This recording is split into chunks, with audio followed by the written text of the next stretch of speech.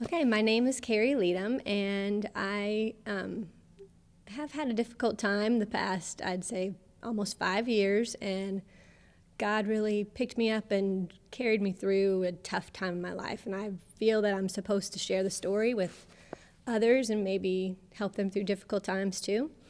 Um, my story began July 1st, ironically, because today is July 1st. July 1st, 2005. My daughter, who had just turned 9 years old a couple days before, woke up from a horrific nightmare, and from then on, panic started in her life. And she did things and saw things and felt things that nobody understood, and she was terrified, and it terrified all of us. She said things like, how do I know you're my mom? How do I know this is real? Very scary things that we didn't understand, and she was terrified to leave the house, terrified to leave me. I couldn't even go to the bathroom or the store. But we took her to the pediatrician, and the pediatrician, said, I don't see, there's nothing physically wrong. It must be, something psychological, could be, bipolar disorder, something like that.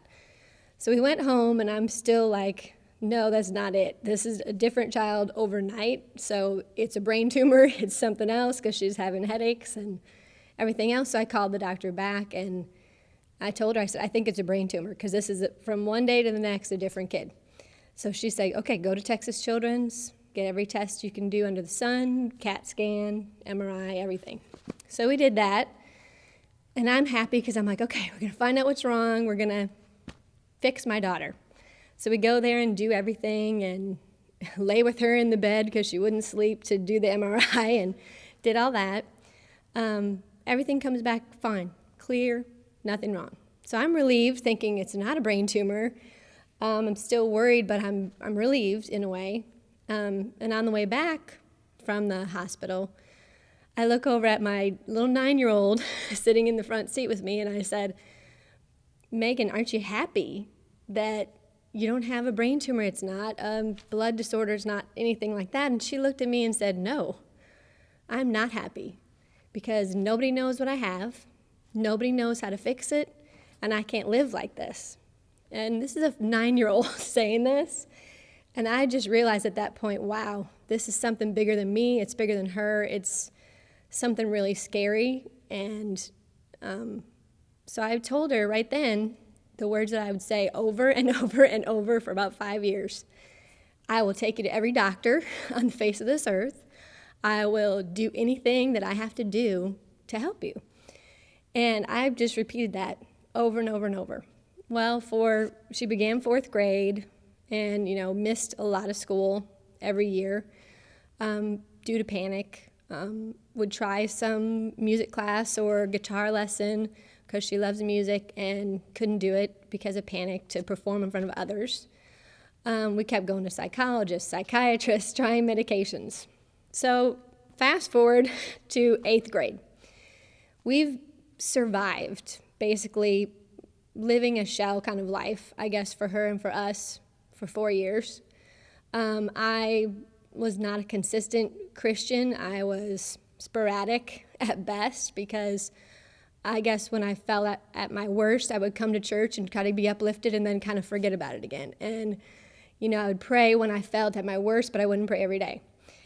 And so 8th grade came, and that was the worst than ever year because she started losing all of her friends because they didn't understand her. She started to feel like she was going crazy. And I kept telling her, I'll never say you're crazy or not. We'll figure this out. And every medication had side effects we didn't like. So went to so many different doctors and finally went to a new psychologist. And this psychologist, everyone had told us it's panic, it's anxiety. Here's how you treat it, calm her down, that kind of thing. Take deep breaths, all the things you hear about panic, how to calm yourself down. This psychologist said, you know what, 1 hour a week is not helping her at all. And I knew that. Medication's not helping her at all. She'd be good for a month and back to bad. So the psychologist said she needs intensive therapy, like 6 to 8 hours a day. So she suggested Manager Clinic in Houston, where you basically take your kid there, drop them off for about 8 to 10 hours, come back and pick them up. I'm like, no, that's not what my daughter needs. I'm not going to abandon her. We're in this together, and I got to find some other program where I'm involved, because if she went there, it would be all different kinds of disorders, some, drug abuse, some other things that she doesn't need to hear about. She needs to focus on herself. So I just started Googling, over and over and over, what can I do, where can I go to find exposure and response prevention, it was called. Now, I guess I jumped forward a little bit. If I back up and tell you before that point, when I turned to God is when all this happened. So 8th grade was bad. She's losing all her friends. Her grades are going down. She's not even knowing if she has a test the next day. She's in the back of the room with her hood over her head, hiding. Doesn't even know what the teacher's saying. So she missed over a week of school at one point, and she had lost like 10, 15 pounds. She was pale. She looked horrible every day. She told me she didn't want to live every day. She told me she wanted to die. And she told me the only reason that she wouldn't kill herself is because of me and the love that I have for her. So I was taking night classes at the time to be a school counselor because I felt like I had to help other kids in her situation that weren't getting heard and were able to hide.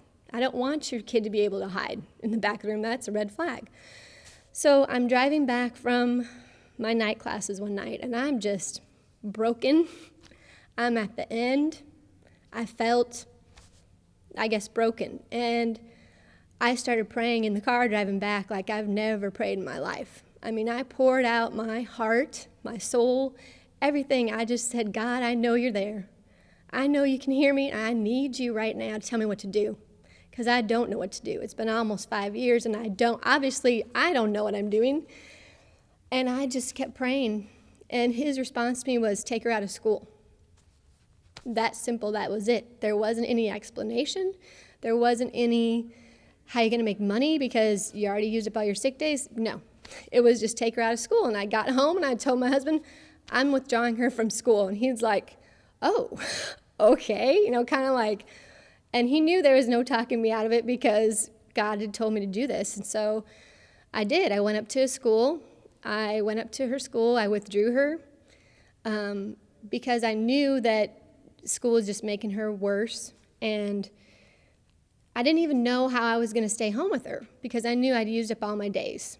So I'm outside the next morning just praying to God again, going, okay, how am I going to stay home and not lose my job? And immediately FMLA leave, the act, FMLA Act came into my mind that when you have a child that's ill, you can stay home with them for 12 weeks. Okay, so I had my time frame, 12 weeks. I'm like, okay, 12 weeks, we got to do this. During that 12 weeks, I didn't get paid for over 2 months, no paycheck. Luckily, I have a supportive family that was there for me. So now is when I pull her out of school. I start Googling all these places. There's got to be some place that can help her with the way I'm thinking. So I find there's 3 places in the whole United States that have exposure and response therapy like what I'm looking for, where the parent is a big part of it. They're like a coach. One of them happens to be in Austin. And so I call Austin. They're like, yeah, we want to help her. We can do that. So then I hit the wall of the insurance. And no, we're not going to pay for that. You can go here. And so that fight began. And a month goes on and I'm still at home, and 6 weeks go on and I'm still at home, and we're not seeing progress, and I'm starting to get worried that I'm going to have these 12 weeks and nothing's going to be done. So finally, all this time I'm now committed to God.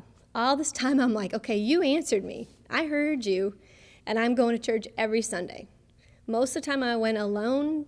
A few times my husband or daughters came with me, but I kind of preferred to be alone at that time because I would cry every Sunday. I still get emotional every Sunday. I feel God's presence. I know He's there with me. And I felt stronger than I ever had because it wasn't on my shoulders anymore.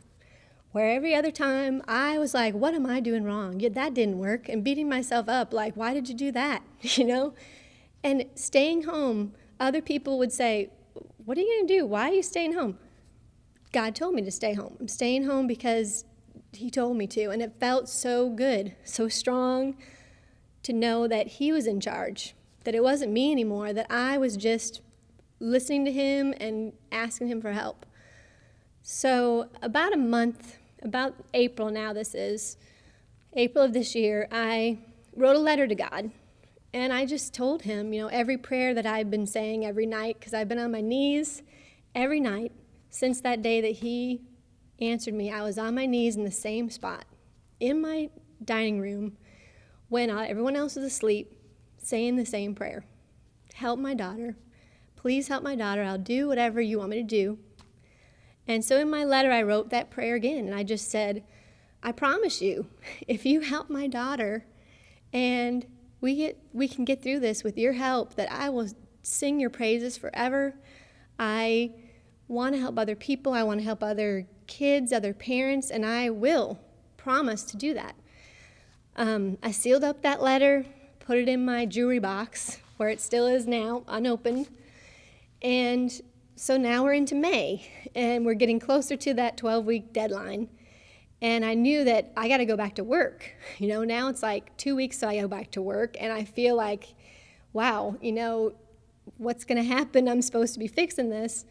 Finally, I just set it up with Austin Center. I said, I'm going to have to come there, however I pay for it, that'll be figured out later, but we got to get there.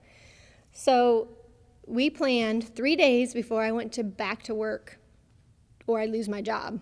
We planned to go to Austin for 3 days. And the day we're going to go to Austin for this treatment, the insurance calls, and it's 100% paid for. I'm like, okay, let's go. So we get there, we go to the Austin Center, and on the way there, it's the Austin Center for the Treatment of OCD. And she didn't have OCD. I'm like, she doesn't have compulsions. She doesn't hand wash. She doesn't flick lights. And on the way there, she's like, why are we going here? I don't have OCD. I'm like, I know, but I know OCD is the highest form of anxiety. It's got to help you. So even if it helps you a little bit, we're going there. We get there, and we find out she does have OCD. She has what's called pure O, which is only obsessive thoughts. Things that pop in your head you don't want to think, you don't want to see, you don't want to have these images. This is not you. And it basically, harms you from the inside out because you're constantly battling with thoughts you don't want. And the reason no one could really tell with her is because she was hiding it. She wasn't doing compulsions and those things. So I literally watched them with my daughter, curing her in front of my eyes. And I'm just in awe. I felt God's presence everywhere around us because this was a girl that had phobias of lights, fluorescent lights, like in Target or H-E-B. When she would go in there and those fluorescent lights would hit her, it felt like a dream. She would panic. This isn't real. Nothing is happening. So they took her to Target, and they, within 15 minutes, had her cured of that phobia just by the way that they had her respond to it. She had trouble walking up and down the stairs. She was like a really elderly person trying to go up and down the stairs because of her fear of falling. And I watched them train her in 15 minutes how to go up and down the stairs like a normal teenager. And the joy, absolute, unmistakable, unbelievable joy I felt, something I'll never, ever forget. And the first night, I guess it was the first night there, we were walking along the river in Austin, and I'm just praising God. I'm just looking around going, you're amazing how you planned this out, and you helped my child. And she's walking down the stairs in front of me, almost skipping down the stairs, not hanging on to the railing, jumping off from the third step from the bottom. And I'm looking at her going, she has her life back. This girl can be free and have her life back. And it was like watching her walk for the first time. It was like everything awakening again. And the absolute joy hurt my heart because I just felt God was there, because I let him be there. I opened it up and I let him take over. And he was repaying us a million times over. And we had 2 more days there that were very intense. I mean, there were some things that she hasn't conquered yet, and it's going to take a long time to conquer. And she'll never be cured of OCD. You can't be cured of it. You just learn how to cope with it. So the miracle side of this is I knew this was God. I knew it was God. And on the way back from Austin, I was just in the car with her, and she's playing every song in her iPod that's how she feels. You know, hope. One of the songs is called Hope for the Hopeless. And she's hitting every song that just tells how she feels of being able to overcome something and being able to be yourself finally. And I'm just like in heaven. I'm just writing down every song. I'm like, please write down these songs. I gotta have a CD of this music that you're playing. And so we're just flying home because we're so happy. And she's listening to her iPod, and I'm just thanking God all the way. And we're only about 5 minutes out of Austin, and this beautiful butterfly just flies right up we're at the stop sign, flies right up by my window and flies off. And I'm like smirking and laughing like, I know that's you. But I was so, I guess, giddy that felt so close to God that I was like just communicating with him. And I was like, you know what? If that's you, you can do better than that. And I wasn't mocking him, but I was so happy that it was like he was my best friend, and he's sitting in the car with me, and I'm going, okay, show me how great you are. I'm like, you can do better than that. I can count. I can count as high as you got. Show me as many butterflies as you can. And I'll count them all the way home, and I promise you I'm going to write a book, and in my book I'm going to put that number of butterflies at the end of my book just to say, you know, God's there in everything around you.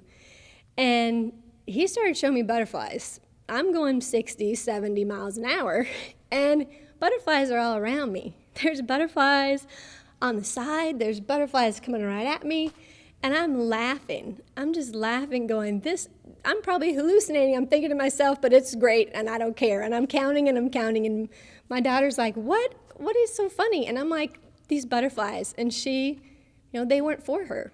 She didn't see the butterflies. They're for me. And I'm counting them, and I'm like laughing, just laughing out of just pure awe and amazement. And I know God's right there.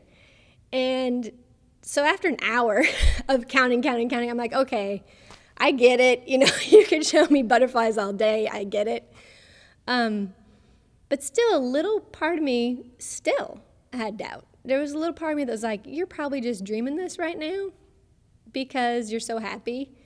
And so I've still challenged God, and I said, okay, at 1 hour exactly from when I started counting, because I looked at the clock when I saw the first butterfly, at 1 hour exactly I'll stop counting, and that's the number I'm going to put in my book, because I can't count all the way home. And so the hour's getting closer, it's 1 minute down to go, and I'm counting still. Right at the last second, the biggest